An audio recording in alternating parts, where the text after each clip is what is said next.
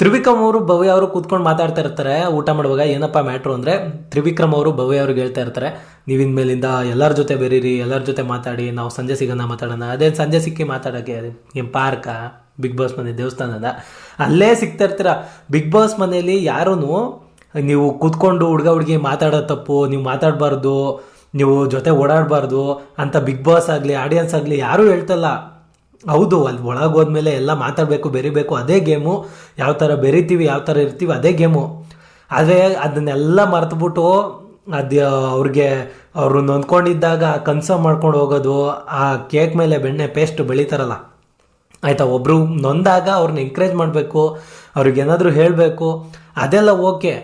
ಈ ಓವರಾಗಿ ಮಾಡೋಕೆ ಹೋಯ್ತಾರಲ್ಲ, ಅವರಲ್ಲಿ ಇರಲ್ಲ ಆ ಫೀಲಿಂಗು, ಸುಮ್ಮನೆ ಓವರ್ ಡೌಗಳು ಮಾಡೋದು. ಅಯ್ಯೋ ಓ ಮೈ ಗಾಡ್, ಯಾಕೋ ಏನೋಯ್ತವ ಈ ಡೌಗಳು ಮಾಡತ್ತಾರಲ್ಲ, ಇಷ್ಟು ಬೇಗ ಇಷ್ಟು ಚಿಕ್ಕ ಗ್ಯಾಪಲ್ಲಿ ಈ ಥರ ಒಂದು ಸಂಬಂಧ ಬೆಳೆದ್ಬಿಡುತ್ತೆ ಅಂತ ಹೇಳ್ಬಿಟ್ಟು ಎಲ್ಲರಿಗೂ ಡೌಟ್ ಆಗ್ಬಿಡುತ್ತೆ. ಸೊ ಅದು ಮಾಡಬೇಡಿ. ಅದನ್ನು ಹೊರಗಡೆ ಹೋದ್ಮೇಲೆ ಬೇಕಾದ್ರೆ ಮಾಡ್ಕೊಳ್ಳಿ, ಇಲ್ಲಿದ್ದಾಗ ನೀಟಾಗಿ ಆಡಿ ಅಂತ ಎಲ್ಲರೂ ಹೇಳೋದು. ಅದನ್ನು ಬಿಟ್ಬಿಟ್ಟು ಇವರು ತ್ರಿವಿಕ್ರಮ್ ಅವರು ಅವಾಗ ಹೇಳಿದ್ದಾರೆ ಊಟ ಮಾಡುವಾಗ, ನೆಕ್ಸ್ಟ್ ಮೂಮೆಂಟ್ ಮತ್ತೆ ಅದೇ ಕೆಲಸ ಮಾಡ್ತಾ ಇರೋದು. ಅದೇನಕ್ಕೆ ಹೇಳಿದ್ದು, ಸುಮ್ಮನೆ ಆಯಿತಾ, ಆಡಿಯನ್ಸ್ ಕೇಳಿಸ್ಕೊಳ್ಳಿ, ನೋಡೋರು. ನಾನು ಹೇಳ್ತಿದ್ದೀನಿ ನಾವು ದೂರ ಇರೋಣ, ನಾವು ಎಲ್ಲರ ಜೊತೆ ಬೆರೆಯೋಣ ಅಂತ ಹೇಳ್ತಿದ್ದೀನಿ ಅಂತ ಕೇಳಿಸ್ಕೋಬೇಕಲ್ಲ ಆಡಿಯನ್ಸಿಗೆ ಗೊತ್ತಾಗಬಾರ್ದು ಅವರು ಟ್ರೈ ಮಾಡ್ತಿದ್ದಾರೆ ಅಂತ. ಅದಕ್ಕೊಂದ್ಸತಿ ಹೇಳಿರೋದು ನಮಕವಸ್ಥೆಗೆ, ಆಮೇಲೆ ಮಾಡೋ ಕೆಲಸನೇ ಮಾಡೋದು. ಅದಾದರೆ ಚೈತ್ರ ಅವ್ರನ್ನ ಅವರ ಹೊರಗಡೆ ಒಂದು ಕೇಸ್ ಇತ್ತು, ಅವ್ರದ್ದು 5 ಕೋಟಿ ಕೇಸು ಆಯಿತಾ. ಒಬ್ಬರಿಗೆ ಮೇಲೆ ಸೀಟ್ ಕೊಡಿಸ್ತೀನಿ ಅಂದ್ಬಿಟ್ಟು ಅವ್ರ ಹತ್ರ 5 ಕೋಟಿ ಇಸ್ಕೊಂಡು ಅವ್ರಿಗೆ ಧೋಕಾ ಮಾಡಿದಾರಂತೆ. ಹಾಗಾಗಿ ಆ ಕೇಸ್ ಮೇಲೆ ಅವ್ರನ್ನ ಹೊರಗಡೆ ಬನ್ನಿ ಬೀಗ ಈ ಕೂಡಲೇ ಬ್ಯಾಗ್ ಪ್ಯಾಕ್ ಮಾಡಿಕೊಂಡು ಅಂತ ಬಿಗ್ ಬಾಸ್ ಹೇಳಿದ್ರು. ಅವರು ಹೋಗೋಕ್ಕೆ ರೆಡಿ ಆಗ್ತಾಯಿದ್ರು. ಆಮೇಲೆ ನೆಕ್ಸ್ಟ್ ಬರೋದಾದರೆ ನಾಮಿನೇಷನ್ ಪ್ರಕ್ರಿಯೆ ಸ್ಟಾರ್ಟ್ ಆಗುತ್ತೆ. ಧನ್ರಾಜ್ ಅವರು ಕೊಟ್ಟಂತಹ ನಂಬರ್ ಮೇಲೆ ಅವರ ಬ್ಯಾಕಲ್ಲಿ ಕತ್ತಿಗಳಿರ್ತವೆ. ಎಂಡ್ ಆಫ್ ದ ಡೇ ಯಾರ ಹಿಂದೆ ಕತ್ತಿಗಳು ಇರೋದಿಲ್ಲ ಅವರು ಸೇಫ್ ಆಗ್ತಾರೆ ಅಂತ ಅನಿಸುತ್ತೆ. ಯಾರಲ್ಲಿ ಕತ್ತಿಗಳಿರುತ್ತೆ ಅವರೆಲ್ಲ ನಾಮಿನೇಟ್ ಆಗ್ತಾರೆ. ಮ್ಯಾಕ್ಸಿಮಮ್ ಇನ್ನು ಹೋಯ್ತಾ ಹೆಂಗಾಗುತ್ತೆ ಅಂದರೆ ಮನೆಯವರೆಲ್ಲ ನಾಮಿನೇಟೇ, ಎಲ್ಲರೂ ಡಿಸೈಡ್ ಮಾಡ್ಕೊಡ್ಬೇಕು. ಯಾಕಂದರೆ ಯಾರು ನಾಮಿನೇಟ್ ಆಗಿಲ್ಲೋ ಅವ್ರನ್ನ ನೋಡಿಕೊಂಡು ಬೇರೆಯವ್ರು ನಾಮಿನೇಟ್ ಮಾಡಿಬಿಡ್ತಾರೆ. ಇವಾಗ ನಾಮಿನೇಟ್ ಆಗಿರೋರಿಗೆ ಯಾರು ನಾಮಿನೇಟ್ ಮಾಡೋಕ್ಕೆ ಹೋಗಲ್ಲ. ಮಿಕ್ತು ಇವನು ಒಂಚೂರು ಸೇಫ್ ಆಗವನೆ, ಇವನು ನಾಮಿನೇಟ್ ಮಾಡೋಣ, ಇವನು ಕರೆಯೋಣ, ಕೂರ್ಸೋಣ, ಯಾರು ಎಲಿಮಿನೇಟ್ ಆಗ್ತಾರೆ ನೋಡೋಣ, ನಾವು ಯಾಕೆ ರಿಸ್ಕ್ ತಗೋಬೇಕು ಅನ್ನೋ ಮನೋಭಾವನೆ ಎಲ್ಲರಿಗೂ ಬಂದ್ಬಿಡುತ್ತೆ. ಆ್ಯಂಡ್ ಎಲ್ಲರೂ ನಾಮಿನೇಟ್ ಮಾಡೋಕ್ಕೆ ಸ್ಟಾರ್ಟ್ ಮಾಡ್ತಾರೆ. ಹಾಗೆ ನಾಮಿನೇಷನ್ ಪ್ರಕ್ರಿಯೆ ಕೂಡ ಸ್ಟಾರ್ಟ್ ಆಗುತ್ತೆ. ಐಶ್ವರ್ಯ ಅವ್ರಿಗೆ ಫಸ್ಟು ಬಿಗ್ ಬಾಸ್ ಹೇಳ್ತಾರೆ, ನೀವು ಯಾರನ್ನ ನಾಮಿನೇಟ್ ಮಾಡೋಕ್ಕೆ ಇಷ್ಟಪಡ್ತೀರಾ ಅಂತ ಹೇಳ್ಬಿಟ್ಟು. ಸೊ ಐಶ್ವರ್ಯ ಅವರು 2 ಕತ್ತಿನ ತೊಗೊಂಡು ಒಂದು ಮಂಜಣ್ಣ ಅವ್ರಿಗೆ ಹಾಕ್ತಾರೆ, ಇನ್ನೊಂದು ಪಾಸಿಟಿವ್ ಗೌತಮಿ ಅವ್ರಿಗೆ ಹಾಕ್ತಾರೆ. ಮಂಜಣ್ಣ ಒಂದಷ್ಟು ಕಿರ್ತಾರೆ ನನಗೇನೆ ತಲೆ ಕೆಟ್ಟೋಯ್ತು ಆಯಿತಾ. ನೆನ್ನೆ ಚೈತ್ರ ಅವರು, ಇವತ್ತು ಮಂಜಣ್ಣ, ಇವ್ರಿಗೇನು ಅದು ಬಿಗ್ ಬಾಸ್ ಏನಾರ ಜಾಸ್ತಿ ಊಟ ಹಾಕ್ತವ್ರ, ಬಿಗ್ ಬಾಸ್ ಕಮ್ಮಿ ಊಟ ಹಾಕಿನೇ ಹಿಂಗೆ ಮಾತಾಡ್ತಾರೆ. ಇನ್ನೇನಾರ ಇವ್ರಿಗೆ ಹೊಟ್ಟೆ ಬ್ರೇಕ್ ಕೊಟ್ಬಿಟ್ರೆ ಇನ್ನು ಅದು ಹೆಂಗೆ ಮಾತಾಡ್ತಾರೋ, ಇನ್ನು ಅದೆಷ್ಟು ಅರ್ಚಾಡ್ತಾರೋ. ಅದಕ್ಕೆ ಬಿಗ್ ಬಾಸ್ ಅದೆಷ್ಟು ಬೇಕೋ ಅಷ್ಟು ಕೊಡೋದು. ಇವರಿಗೆ ಹೊಟ್ಟೆ ತುಂಬ ಇನ್ನೂ ಜಾಸ್ತಿ ಕೂಳಾಕ್ಬಿಟ್ರೆ ಇನ್ನೂ ಎಗರಾಡ್ಬಿಡ್ತಾರೆ. ಒಂಚೂರು ಲೈಟಾಗಿ ಕೊಟ್ಟಿರೋಣ, ಅದರಲ್ಲಿ ಮೇಂಟೈನ್ ಮಾಡ್ಕೊಳ್ಳಿ ಅನ್ನೋ ಥರನೇ ಕೊಡ್ತಾ ಇರೋದು ಅನಿಸುತ್ತೆ ಆಯಿತಾ. ಇವ್ರು ಕಿರ್ಚಾಡೋದು ನೋಡೋರು ಹಂಗೆ ಅನಿಸ್ಬಿಡುತ್ತೆ. ಇನ್ನೊಂಚೂರು ಕಮ್ಮಿ ಕೊಡಿ ಬಿಗ್ ಬಾಸ್ ಇವ್ರಿಗೆ ಆಯಿತಾ. ಅವ್ರ ಮೇಲೆ ಐಶ್ವರ್ಯ ಅರ್ಚಾಡ್ತಾರೆ. ಅಲ್ಲಿ ಏನು ಅರ್ಚಾಡೋ ಅಂಥದ್ದು ಏನೂ ಇಲ್ಲ. ಮೋಕ್ಷಿತ್ ಅವರು ನಾಮಿನೇಟ್ ಮಾಡ್ತಾರೆ, ರಜತ್ ಅವರು ನಾಮಿನೇಟ್ ಮಾಡ್ತಾರೆ. ಅವ್ರ ಹತ್ರ ಎಲ್ಲ ಏನೂ ಕಿರ್ಚಾಡಲ್ಲ. ಐಶ್ವರ್ಯಂಗೆ ಒಂಚೂರು ಹಂಗೆ ಚಮಕ್ ಕೊಡೋಣ, ಏನೂ ಸ್ವಲ್ಪ ಸೈಲೆಂಟ್ ಆಗಿದ್ದೀನಲ್ಲ, ಯಾಕೆ ನಾಮಿನೇಟ್ ಮಾಡ್ಬಿಟ್ಟು ಹಂಗೆ ಹೋಗಕ್ಕೆ ಬಿಡೋದು, ಒಂಚೂರು ಚಮಕ್ ಕೊಡೋಣ ಅಂತ ಹೇಳ್ಬಿಟ್ಟು ಕಿರ್ಚಾಡಿದ್ದಂತ ಅನಿಸುತ್ತೆ. ಈ ಕಡೆ ಐಶ್ವರ್ಯ ಅವರು ಇನ್ನೇನು ಆ ಕಡೆನೂ ಅರ್ಚಾಡ್ತಾರೆ, ಈ ಕಡೆನೂ ಅರ್ಚಾಡ್ತಾರೆ. ಇನ್ನೇನು ಅವ್ರು ಅರ್ಚಾಡೋದು ನೋಡ್ಕೊಂಡು ಇವ್ರು ಸುಮ್ಮನೆ ಕೂತ್ಕೊತಾರೆ. ಅರ್ಚಾಡೋಕ್ಕೆ ಇಷ್ಟ ಇಲ್ಲ ಅಂದರೂ ಅರ್ಚಾಡಬೇಕು, ಏನೂ ಮಾಡೋಕ್ಕಲ್ಲ ಪರಿಸ್ಥಿತಿಲಿ.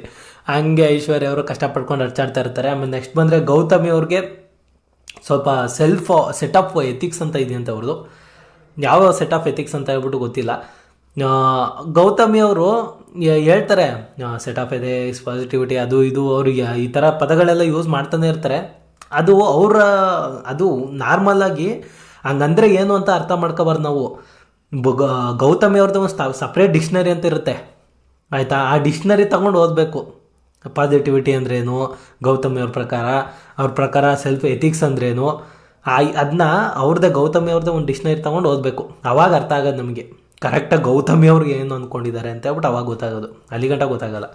ಸೊ ಆಮೇಲೆ ನೆಕ್ಸ್ಟ್ ಬರೋದಾದರೆ ಕ್ಯಾಪ್ಟನ್ಗೆಂತೂ ಇವ್ರು ಆಡೋದು ನೋಡಿ ಯಾರ್ಯಾರನ್ನು ಸಮಾಧಾನ ಮಾಡಲಪ್ಪ. ವೀಕೆಂಡಲ್ಲಿ ಬೇರೆ ಹೇಳ್ಬಿಟ್ಟಿದ್ರು ಆನೆಗಳನ್ನ ಪಳಗಿಸೋ ಮಾವುತ ಆಗ್ತೀನಿ ಸರ್ ಅಂತ ಹೇಳ್ಬಿಟ್ಟು. ಹಂಗೆ ಪಳಗ್ಸಕ್ಕೆ ಅಂತ ಹೋಯ್ತವ್ರೆ, ಅವರೇ ಪಳಗಿಸ್ಕೊಂಡು ಬರ್ತವ್ರೆ. ಇನ್ನೇನು ತಡೆಯೋಕ್ಕಾಗುತ್ತೆ ಇವ್ರನ್ನ? ಎಲ್ಲ ಅರ್ಚಾಡ್ತಾರೆ, ಕಿರ್ಚಾಡ್ತಾರೆ. ಅವ್ರ ಧನರಾಜಿನೇ ತಲೆಕೆಟ್ಟೋಗ್ಬಿಟ್ಟೈತೆ. ಸೊ ಏನಪ್ಪ, ನನಗೆ ಅವ್ರೇನು ಕ್ಯಾಪ್ಟನ್ಗೆ ಏನು ಮರ್ಯಾದಿನ ಕೊಡ್ತಾರೆ? ಕ್ಯಾಪ್ಟನ್ ಬೆಡ್ರೂಮ್ ಒಂದು ಯೂಸ್ ಮಾಡ್ತಾರೆ ಅನ್ನೋದು ಬಿಟ್ರೆ ಇನ್ನೇನು ನಯಾ ಪೈಸಾ ಮರ್ಯಾದೆ ಇಲ್ಲ, ಆಯಿತಾ? ಅಲ್ಲಿ ನಾರ್ಮಲಾಗಿ ಇರೋರೇ ಎಷ್ಟೋ ಬೆಸ್ಟು. ಕ್ಯಾಪ್ಟನ್ ಅವ್ರಿಗಿಂತ ಅಷ್ಟು ಕ್ಲೀನ್ ಮಾಡೋರು, ಅಡುಗೆ ಡಿಪಾರ್ಟ್ಮೆಂಟ್ ನೋಡ್ಕೊಳ್ಳೋರು, ಎಲ್ಲರಿಗಿಂತ ಅಷ್ಟು ಅಂದರೆ ಕ್ಯಾಪ್ಟನ್ನೇ. ಅದಕ್ಕೆ ಅವ್ನಿಗೊಂಚೂರು ಮನಸ್ಸಿಗೆ ಖುಷಿ ಆಗಲಿ, ಮನಸ್ಸಿಗೆ ಒಂಚೂರು ನೆಮ್ಮದಿ ಸಿಗಲಿ ಅನ್ನೋ ಕಾರಣಕ್ಕೆ ಅದೊಂದು ಚೆನ್ನಾಗಿರೋ ರೂಮ್ ಮಾಡಿಕೊಟ್ಟವ್ರೆ. ಆಯ್ತಪ್ಪ, ಲಾಸ್ಟಿಗೆ ಬಂದು ಇಲ್ಲಿ ಮಂಕೋ, ಒಂಚೂರು ನೆಮ್ಮದಿ ಸಿಗುತ್ತೆ ಅನ್ನೋ ಥರ. ಅದು ಕ್ಯಾಪ್ಟನ್ಸಿ ಬಿಗ್ ಬಾಸ್ ಮನೇಲಿ. ಸೊ ನೆಕ್ಸ್ಟ್ ನೋಡೋದಾದರೆ, ಗೌತಮಿ ಅವರು ನಾಮಿನೇಟ್ ಮಾಡೋಕ್ಕೆ ಅಂತ ಹೇಳ್ಬಿಟ್ಟು ಹೆಸರುಗಳನ್ನ ತಗೋತಾರೆ. ಅದರಲ್ಲಿ ಐಶ್ವರ್ಯ ಅವರ ಹೆಸರನ್ನು ತಗೋತಾರೆ. ಐಶ್ವರ್ಯ ಅವರು ತಂದ್ಬಿಟ್ರು. ಐಶ್ವರ್ಯ ಅವರು ಹೋಗ್ಬಿಟ್ಟು ಗೌತಮಿ ಅವ್ರಿಗೆ ಚೂರಿನ ಹಾಕಿದ್ರು. ಅದಕ್ಕೆ ಇನ್ನೇನು ಮಾಡೋದು, ನಂಗೆ ಹಾಕೋರಲ್ಲ, ಅವ್ರು ಬಿಡ್ತಾರ? ಬಂದ್ಬಿಟ್ಟು ಐಶ್ವರ್ಯಂಗೆ ಚೂರಿ ಹಾಕಿದ್ರು. ಏನು ರೀಸನ್ ಏನಪ್ಪ ಅಂದರೆ, ಹೋದ ವಾರ ಅಲ್ಲ, ಹೋದ ವಾರ ನಡೆದಿರೋ ಒಂದು ಇನ್ಸಿಡೆಂಟ್ ಏನು, ಅವ್ರ ಮೈ ಮೇಲೆ ಪ್ರಜ್ಞೆ ಕಳ್ಕೊಂಡು ಅವರ ಬ್ಯಾಗಿಂದ ಚೈತ್ರ ಅವರು ದುಡ್ಡು ಎತ್ಕೊಂಡು ಹೋಗಿದ್ದು. ಆಯ್ತಾ, ಅವ್ರ ಮೈ ಮೇಲೆ ಪ್ರಜ್ಞೆ ಇಲ್ಲದೆ ಚೈತ್ರ ಅವ್ರ ಬ್ಯಾಗ್ ದುಡ್ಡು ಎತ್ಕೊಂಡು ಹೋದ್ರು. ಅವ್ರ ಆಟದಲ್ಲಿ ಏನೂ ಇಲ್ಲ, ಆ ರೀಸನ್ ಅಂತೆ. 2 ವಾರದ ಹಿಂದೆ ಆಗಿರೋದು.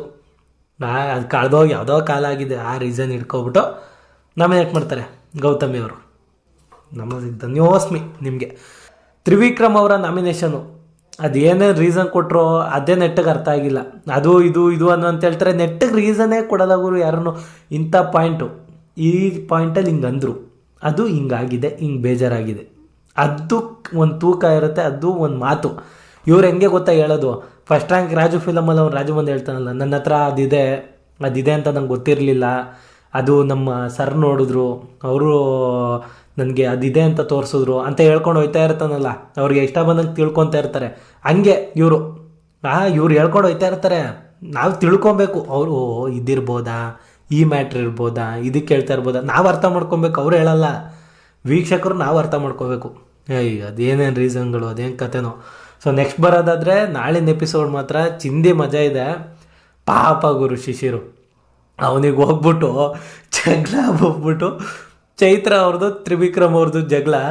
ಚೈತ್ರ ಅವ್ರು ಹೇಳ್ತಾರೆ ಏನಂತ, ತ್ರಿವಿಕ್ರಮ್ ಮೋಕ್ಷಿತಂಗೆ ಹೇಳಿದ್ರು ಸೈಕೋ ಅಂತ, ಮೋಕ್ಷಿತಂಗೆ ನೀನು ಹೇಳಿದ್ವಿ ಸೈಕೋ ಅಂತ ಹೇಳ್ಬಿಟ್ರು.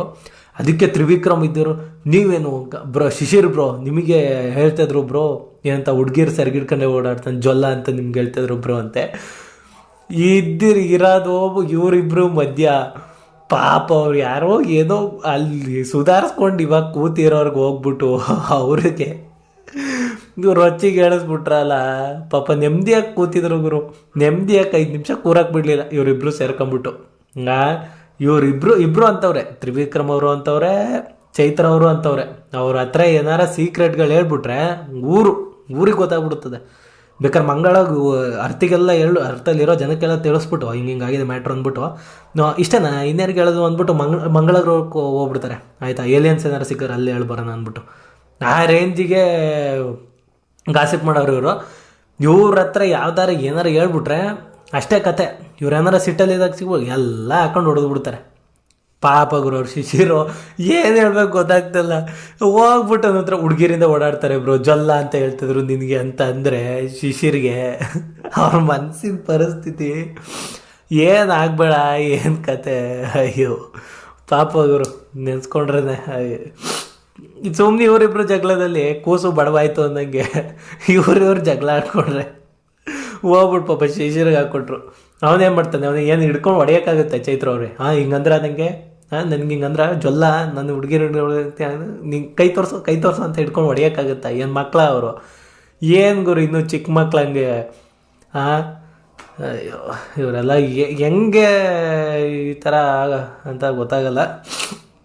ಸೊ ಇಷ್ಟು ನನ್ನ ವೀಡಿಯೋ ಆಗಿತ್ತು. ಹೋಪ್ ನಿಮ್ಮೆಲ್ಲರಿಗೂ ವಿಡಿಯೋ ಇಷ್ಟ ಆಗಿದೆ ಅಂತ ಅಂದ್ಕೊತೀನಿ. ವಿಡಿಯೋ ಇಷ್ಟ ಆಗಿದ್ದರೆ ಚಾನಲ್ನ ಸಬ್ಸ್ಕ್ರೈಬ್ ಮಾಡ್ಕೊಳ್ಳಿ, ವಿಡಿಯೋಗೆ ಲೈಕ್ ಮಾಡಿ, ಇಲ್ಲ ಡಿಸ್ಲೈಕ್ ಆದರೂ ಮಾಡಿ, ಏನಾದರೂ ಒಂದು ಮಾಡಿ ಹಾಗೆ ಹೋಗ್ಬಿಡಿ ಅಂತ ಹೇಳಕ್ಕೆ ಇಷ್ಟಪಡ್ತಾ ಥ್ಯಾಂಕ್ಸ್ ಫಾರ್ ವಾಚಿಂಗ್.